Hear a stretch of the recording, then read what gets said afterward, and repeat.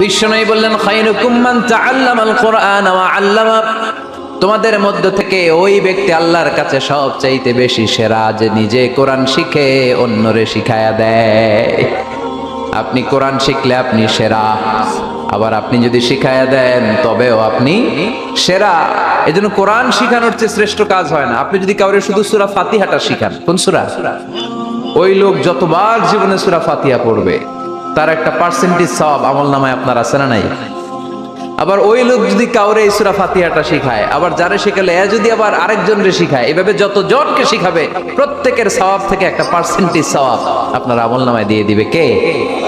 এজন্য কোরআন শিখবো, শিখাবো, শিখবো, শিখাবো।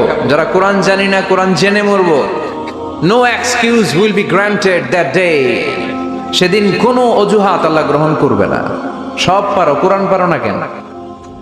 সবই তো পারো। হিন্দিতে কথা বলতে পারো, ইংরেজিতে কথা বলতে পারো, কোরআন পারলা না কেন? কোনো মাফ করবে আল্লাহ?